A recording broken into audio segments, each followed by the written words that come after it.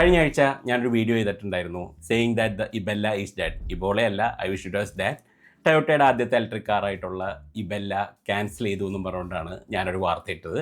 And as usual നമ്മുടെ പാരൻസും ടീച്ചേഴ്സൊക്കെ നമ്മൾ പറയുന്ന പണ്ട് വിശ്വസിക്കാതിരുന്ന പോലെ nobody believed me except for couple of users on Twitter, team BSP and a few auto websites which are run by proper enthusiasts. അവർ മാത്രമാണ് ആ ഒരു വാർത്ത കൊടുത്തത്. They thought that okay something was fishy, അങ്ങനെ ഒരു രീതിയിൽ അവർ വിചാരിച്ചു.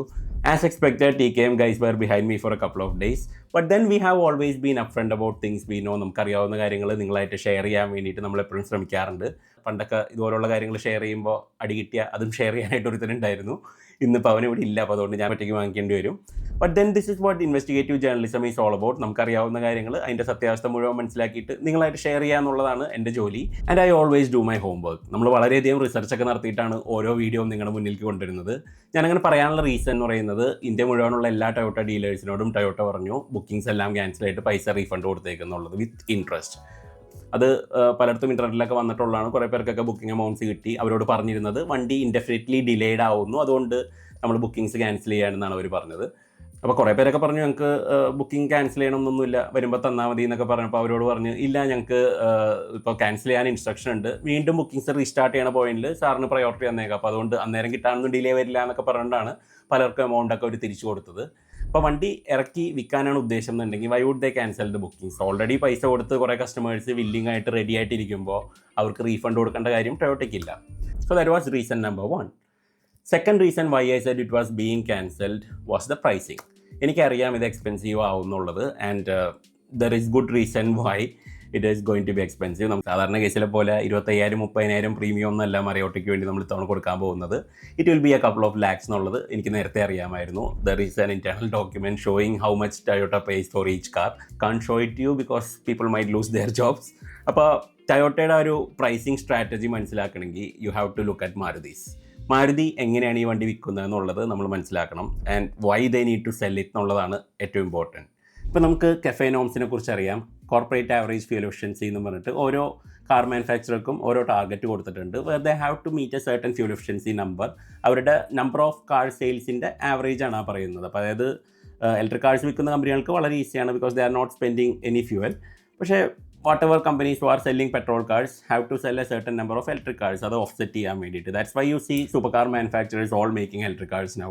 ഇപ്പോൾ കഴിഞ്ഞ ദിവസം ഫെറാറിയുടെ ലൂച്ച് ആ കാറൊക്കെ ഇറങ്ങാനുള്ള റീസൺ എന്ന് പറയുന്നത് ഇതുപോലുള്ള കഫേ നോംസ് ആണ്.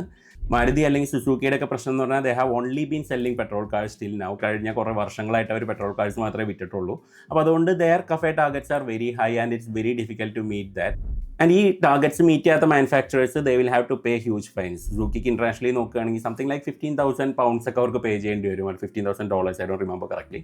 അത് അവർ പേ ചെയ്യേണ്ടി വരും, which is a huge amount considering എത്ര നമ്പർ വണ്ടികൾ വിറ്റുണ്ടോ അത്രയും ഓരോ വണ്ടിക്കും വെച്ച് പേ ചെയ്യാന്ന് പറഞ്ഞാൽ this is going to be very expensive. അപ്പോൾ അതുകൊണ്ടാണ് ഒരു ഇലക്ട്രിക് കാർ ഡെവലപ്പ് ചെയ്യാൻ വേണ്ടി ഇത്രയധികം കഷ്ടപ്പെട്ടത്.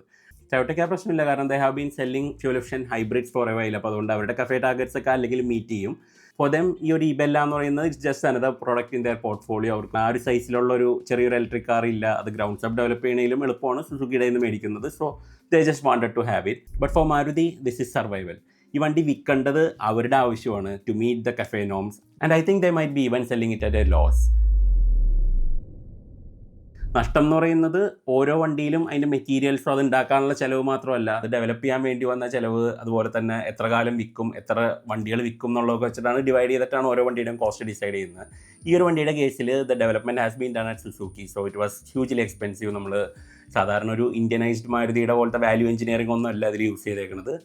R&D has taken a very long time. നമുക്കറിയാം വണ്ടി ഇറങ്ങാനായിട്ട് ഇത്രയും വർഷം എടുത്തു. So all that could have added to the cost. അതുപോലെ തന്നെ ഇറ്റ് യൂസസ് BYD കമ്പോണൻസ്. അപ്പോൾ അതുകൊണ്ട് ബാറ്ററിയും സാധനങ്ങളൊക്കെ BYD എന്നാണ് മേടിക്കുന്നത്. And all that will come at a cost. അപ്പോൾ അതുകൊണ്ട് it will have to be expensive. പക്ഷേ മാരുതിക്ക് ആ വണ്ടി അങ്ങനെ വിൽക്കാൻ പറ്റില്ല. വളരെ പ്രൈസ് കൂടുതലാണെങ്കിൽ ആൾക്കാർ മേടിക്കില്ല. ആൾക്കാർ മേടിച്ചില്ലെങ്കിൽ ഈ പറഞ്ഞ പോലെ കഫേ ടാർഗറ്റ്സ് ഒന്നും മീറ്റ് ചെയ്യാൻ പറ്റില്ല, വണ്ടി സെല്ല് ചെയ്യുന്നില്ല എന്നുള്ളത് വെച്ചിട്ട്. So for them to sell the car is more important. ഓരോ വണ്ടിയിലും ചെറിയ ലക്ഷങ്ങളുടെ നഷ്ടം വന്നാലും അപ്പുറത്ത് കോടികളുടെ ഫൈൻ അടയ്ക്കുന്നതിനും ലാഭമാണെന്നുള്ളൊരു സ്ട്രാറ്റജിയിലായിരിക്കും അവർ ആ വണ്ടി പ്രൈസ് ചെയ്തേക്കുന്നത്. പക്ഷേ ടൊയോട്ടയ്ക്ക് ആ വിലയ്ക്ക് കൊടുക്കേണ്ട കാര്യം മാരുതിക്കില്ല.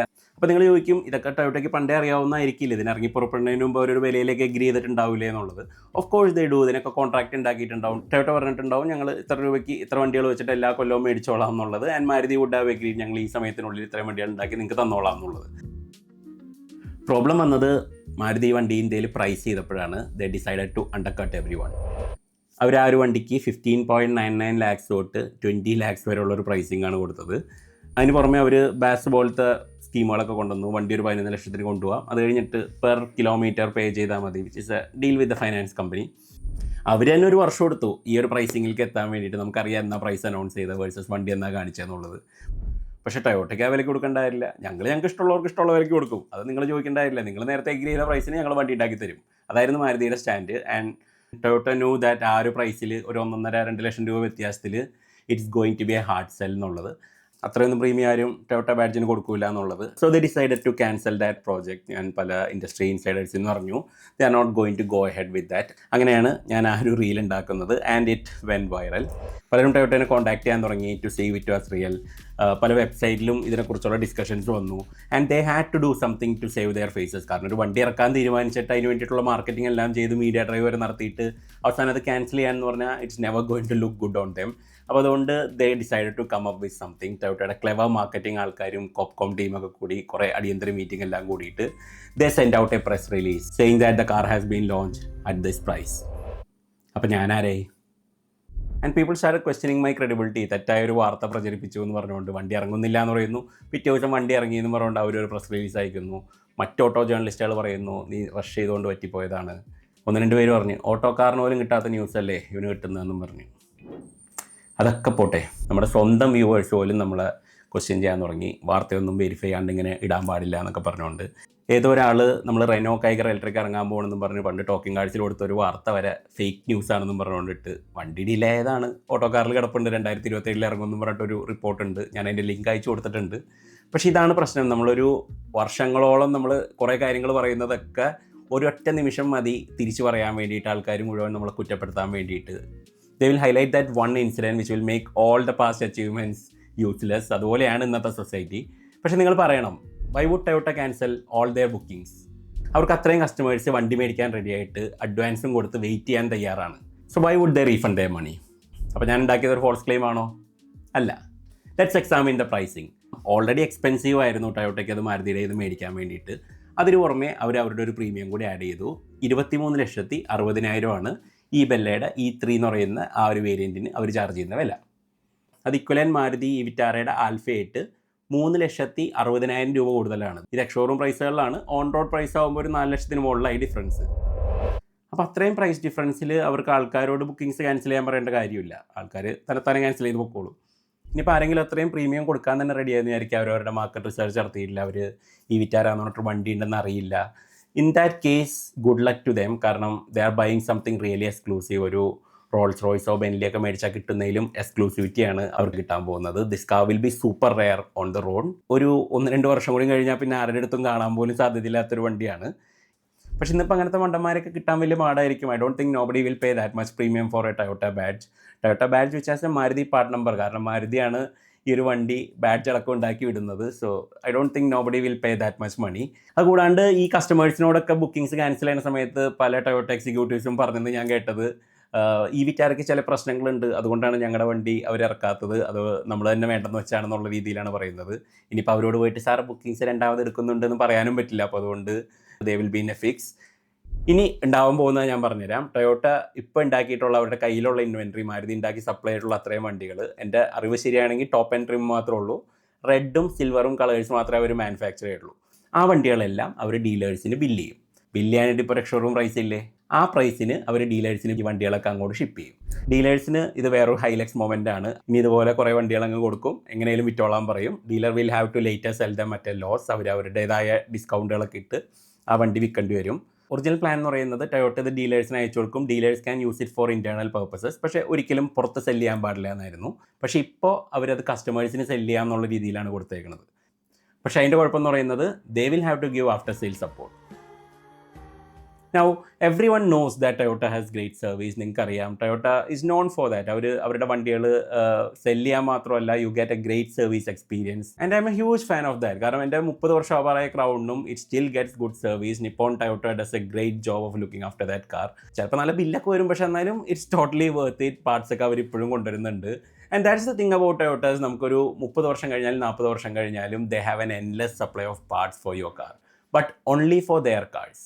ഇവിടെ the limiting factor is Maruti Suzuki or the contract that Toyota has with Maruti Suzuki. കാരണം ടൊയോട്ട അവരുടെ നിന്ന് കാറുകൾ മാത്രമേ വാങ്ങിക്കുന്നുള്ളൂ, പാർട്സ് ഒക്കെ വളരെ ലിമിറ്റഡ് പാർട്സേ മേടിക്കുന്നുണ്ടാവുള്ളൂ. മാരുതി അവരുടെ സപ്ലയറിൽ നിന്ന് കുറച്ച് പാർട്സ് മാത്രം, എസെൻഷ്യൽ സാധനങ്ങൾ മാത്രം കൊടുക്കും. I don't think they have the parts to last another 5 or 10 years. അപ്പോൾ അതുകൊണ്ട് വളരെ ലിമിറ്റഡ് സ്റ്റോക്ക് മാത്രമേ ടൊയോട്ട വെക്കുന്നുണ്ടാവുള്ളൂ.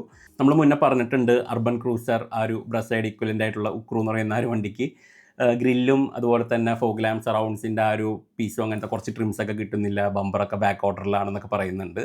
സോ അതൊരു സീരീസ് പ്രൊഡക്ഷനിൽ ഉണ്ടായിരുന്ന ഒരു വണ്ടിയാണ്, കുറേയധികം നമ്പേഴ്സ് വിറ്റിട്ടുണ്ട്. ഇമാജിൻ ഇബെല്ല ഒരു 1000 വണ്ടിയോ 2000 വണ്ടിയോ മാക്സിമം ഉണ്ടാക്കുകയുള്ളൂ. മാരുതി തന്നെ ആകെ 1500 വണ്ടി അങ്ങാണ്ട് ഒരു മാസം ഉണ്ടാക്കാൻ ഉദ്ദേശിച്ചിട്ടുള്ളൂ. അപ്പോൾ അതുകൊണ്ട് imagine getting parts for that car, this will be really difficult. മാരുതിക്ക് അവരുടെ വണ്ടീനെ സപ്പോർട്ട് ചെയ്യാനുള്ള ഇൻഫ്രാസ്ട്രക്ചറും കാര്യങ്ങളൊക്കെ ഉണ്ട്, പക്ഷേ they don't have to show the same commitment towards Toyota. അവർ വേറൊരു ബ്രാൻഡാണ്, അവരാണ് അത് നോക്കേണ്ടത്. ടൊയോട്ട എന്ന് പാർട്സ് ചോദിക്കുമ്പോൾ മാരുതി പറയും യുവർ ഓൺ വണ്ടി ഉണ്ടാക്കാൻ പറഞ്ഞു, ഞങ്ങൾ വണ്ടി ഉണ്ടാക്കി, ഇനി നിങ്ങളുടെ പാടായി എന്ന് പറയും. സോ ടു കൺക്ലൂഡ്, ഞാനല്ല ഇബെല്ലേനെ കൊന്നത്, ടൊയോട്ട തന്നെയാണ്. ആ ഒരു പ്രൈസ് പറഞ്ഞപ്പോൾ തന്നെ ആ വണ്ടി തീർന്നു. ഞാൻ ആ വീഡിയോയിൽ പറഞ്ഞത് ടൊയോട്ടാസ് ബിഗ്ഗസ്റ്റ് മിസ്റ്റേക്ക് എന്നാണ്. I still stand by that. കുറേ ഇൻസൈഡർ ഇൻഫർമേഷൻ കിട്ടിയതിൻ്റെ പേരിൽ ചെയ്തൊരു വീഡിയോ ആണ്. പക്ഷേ now you know the back story of why I did that. ഇനി പറഞ്ഞ കാര്യങ്ങളൊക്കെ ഇവരിലേക്ക് നേരിട്ട് സംഭവിക്കുന്നത് നിങ്ങൾക്കും കാണാവുന്നതാണ്. എനിക്കിതുപോലെയുള്ള കുറേ സ്റ്റോറീസ് ചെയ്യണമെന്ന് ആഗ്രഹമുണ്ട്, പക്ഷേ നിങ്ങളുടെ സപ്പോർട്ട് ഇല്ലാണ്ട് മുന്നോട്ട് പോകാൻ പറ്റില്ല. So do let me know in the comments. നമുക്ക് മറ്റൊരു വീഡിയോ ആയിട്ട് വേറൊരു ദിവസം കാണാം. Thanks for watching.